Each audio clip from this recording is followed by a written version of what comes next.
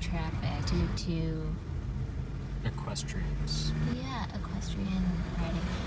I would say a low horsepower Means of transportation. 1 horsepower, exactly. Previously on Means to Travel, Derek and I started our day trip to the Isle of Wight by taking the wightlink car ferry from Portsmouth Harbor to Fishbourne. We arrived early in the day, so we stopped for a massive breakfast in East Cowes before exploring Queen Victoria's beautiful winter residence, Osborne House. We used our English Heritage membership to see the interior of the home and explore the massive grounds and gardens. We last left off as Derek and I were departing Osborne for the Isle of Wight's southern landmarks.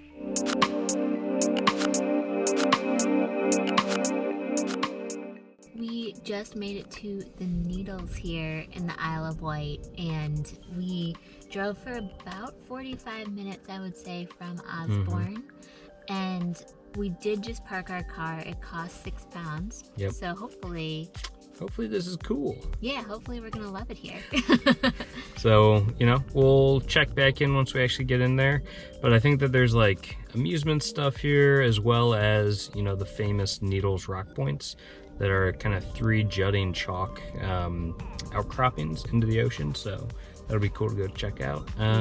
Yeah. I believe they also offer like zip lining and stuff, but probably not gonna do that today. I did get that extra insurance. Yeah, but it's incredibly windy, it sounds like. Yeah. I don't know how comfortable I'd be. So anyway, let's go do what there is to do. Alrighty, bye. So we just went to the sweet manufactory and bought some assorted fudge from the Isle of Wight. And Liz is excited to try some, as am I. And yeah, it costs like £2.50. $2.75, I think. $2.75, so yeah, it'll be good.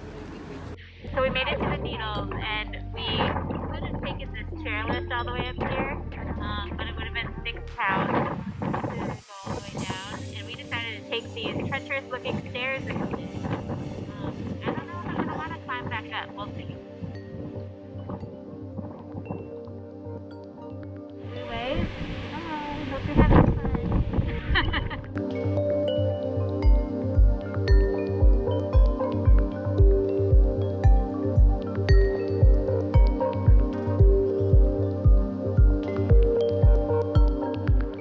Hey travelers, we are halfway down the steps getting down to the Needles area and the beach area here at the Needles.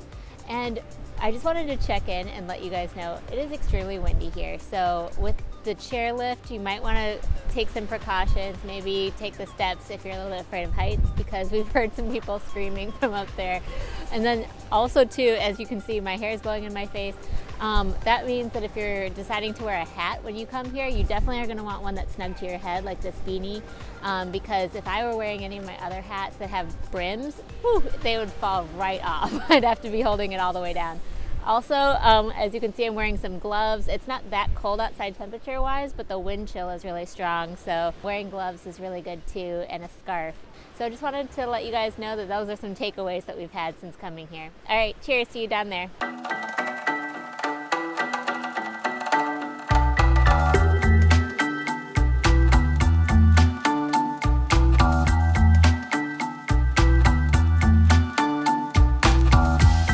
Hey everybody, so we've made it down to the beach now. It is a rock beach, but look how beautiful this watercolor is, and also it's so awesome to see the white sand cliffs in the back here. And then if you pivot around, what this area is known for is this multicolored sand. I don't know much more about it because I'm not much of a geologist.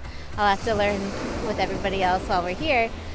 But I love all of the different colors that you can already see, and that's what this area is known for. So guess I'm gonna have to find out just with everybody else now.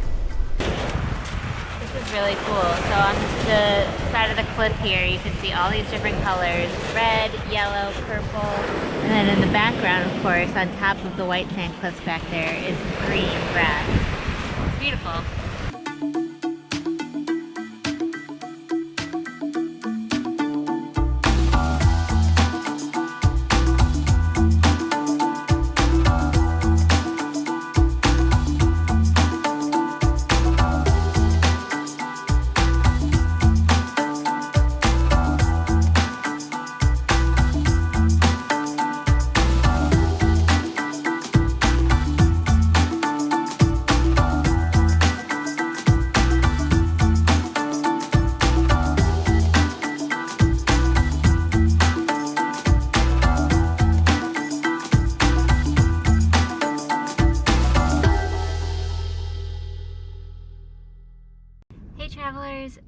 just left the Needles. We're in the parking lot now, and just a few takeaways. It's really pretty, but there's like this whole kind of carnival element to it that we weren't expecting, really.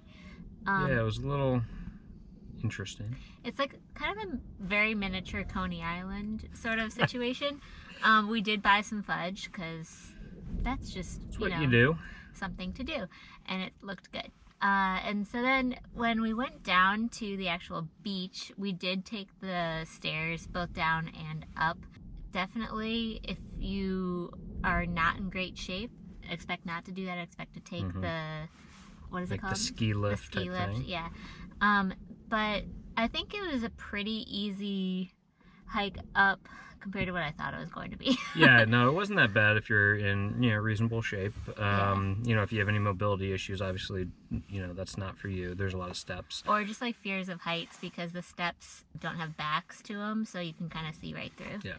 But yeah, no, I mean, it was a really nice time. I'm glad we came. The rock formations are really cool. We're about to go to a National Trust site that should also have very nice views, so we're excited to see that. And we'll kind of let you know if we think that, if you were to come here and you don't have kids to kind of take to the carnival type stuff, if you should just skip out on the attraction and go there, or, if it's worthwhile to come here as well. So. Yeah. All right, see you soon. Okay, so we just drove about a minute down the road to the National Trust Eden Warren Coastal Trail, and we're supposed to be going to go see an overlook over the Needles that we just saw as well. So we'd be like up here, looking this way. Yes. And I believe it's going to be a pretty good view over Alum Bay and the Needles. So let's walk.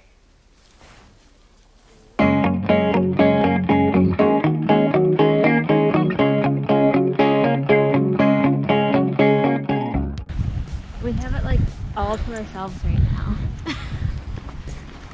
Yeah, it's beautiful. There's like tiny little yellow flowers growing out of the ground here.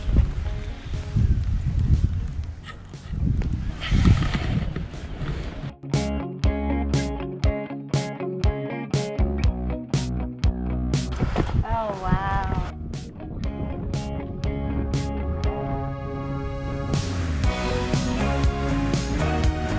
We just finished climbing up the hill, and this is the old gun battery at the top. Down there is where we just were in the Needles kind of recreational area. And then here is the view of the Needles from up here. Can you believe this stunning vista? And we are all by ourselves. It was probably like a 5-minute hike, and nobody is up here with us. How lucky are we?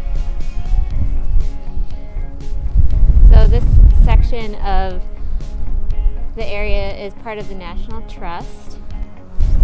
And yeah, it's just a really, really quick hike. Very windy up here again, so bring your warm stuff if you're here during cold weather months. But the view is worth it. We are on the top of the hill at the gun battery that we were mentioning at the National Trust kind of path that we showed you just a bit ago. And so the gun battery is behind us. There's a bunch of kind of like ruins around here that's really neat to look at. And the view up here is spectacular. Yeah. So Derek was kind of talking to me a little bit about how maybe we should have saved some money not going to the actual Needles part, paying for the parking and everything like that, just so we could have come up here first and gotten some great photos up here. Yeah, if you don't mind a little bit of a walk, I would highly recommend coming up here and just getting the great view. Save yourself the £6 that costs to park. That said, if you do have mobility issues and you'd rather take like that lift down to the beach and whatnot, that might make a lot more sense. So yeah, because this is a bit of a hike. It probably took only 5 minutes. Yeah, it was pretty short. Very uphill the whole way. Yeah, yeah. If you have mobility issues, it would be a problem. The other thing is that if you have kids, obviously going to the landmark attraction place has a lot more appeal. And following up a little bit on the candy front, because we didn't want to say it when we were there, like too loudly. Yeah, because this might be an unpopular opinion here, but we didn't find the candy to be all that great. It was kind of like, it wasn't. So I was expecting fudge. I think this is probably an expectations versus reality. It kind of was more of a caramel chew, not like fudge like you'd be expecting in America. But the main issue is we got the assorted fudge box, which only cost £2.75, as we had mentioned, and that might have been a red flag at first. about the quality just because that's pretty affordable. But the different caramels are only distinguished by color, and there's no like key to what the colors mean. And the colors weren't necessarily intuitive to us. No. Like strawberry wasn't the pink one. Anyway. Yeah, I don't know. But, you know, so what I would say is, you know, that place does have other things like gummies and things like that. You know, if you are going there and buying the fudge, don't expect it to be, you know, that fudge that you expect from America. It's a little bit different. It's more like a caramel chew. And they do like make it there, and they have like a factory and they show all that stuff. So that would be pretty cool, but they weren't doing that when we were there. Kids, yeah, for sure. But anyway, come up here if you're into photography. It's phenomenal. It's beautiful. All right, let's head back. Cool. Bye. Bye.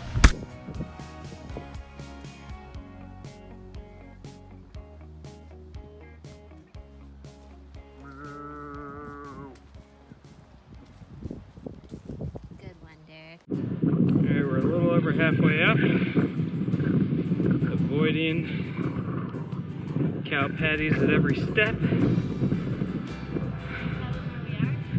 We are about to be at St. Catherine's Oratory, which, according to Wikipedia, is the last medieval lighthouse in England. So, and also according to Visit Wight, I guess Visit Isle of Wight, it was built as penance for something. Alright, so that is what we were coming for.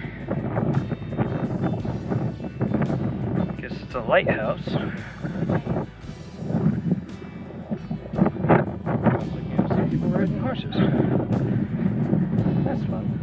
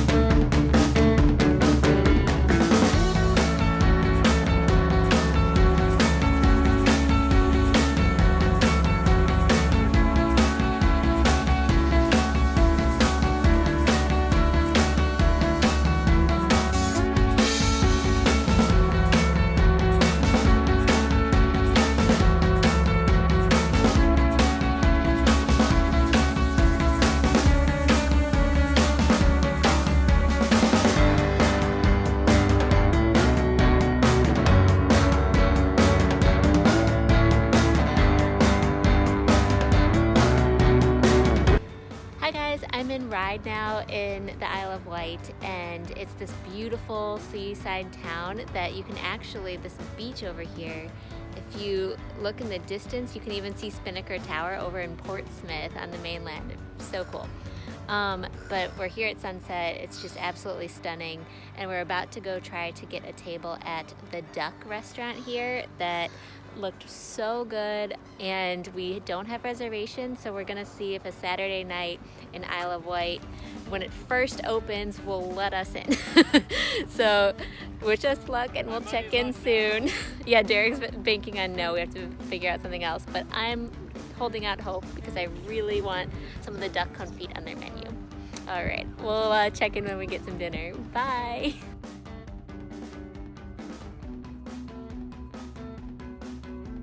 Hey guys, we're on the ferry right now, and we wanted to just check in because we ended up actually going with Chinese food takeaway instead of the dinner that we so wanted to have. One of the biggest lessons learned from today, which is a Saturday in October. It is shoulder season and it's during a pandemic.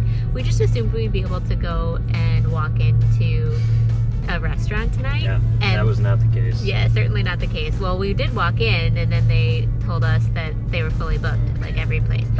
So, so we found a well-rated Chinese food takeaway, and we were going to bring it to the car ferry early and just wait for it to arrive, and we ended up getting to the car ferry terminal about 8 minutes before the earlier ferry left, and the really nice guys at the ferry terminal were like, yeah, just get on the earlier one. So like you could wait an hour or you can go on this one. We're like, we'll go home early, thanks. Yeah. So we ended up eating our Chinese food takeaway on the ferry, Yep. which was Better than the car. great. Yeah, and we're really tired, so this worked out pretty well. Yeah, I will say if you're planning to do like Isle of Wight in one day, it is a full day. It's a long day, so by the end of it, you're going to be kind of beat. And especially if you're doing some of the hikes that we did uphill. Anyway, so I hope you guys really enjoyed seeing our visit to the Isle of Wight and all around the island. If you liked this video, definitely give it a thumbs up down below. And if you want to see more of our UK travel vlogs to come, which we're going to be here for another 2.5 months, so they will be a-coming, definitely subscribe to this channel too by pressing that red subscribe button down below if you have not already. Thanks everybody for watching. Cheers and happy travels. Bye. Hey travelers, don't forget to subscribe and let's hang out more. Here are some links to other helpful travel videos on my channel, and press that notification bell so you don't miss any new and awesome travel videos to come.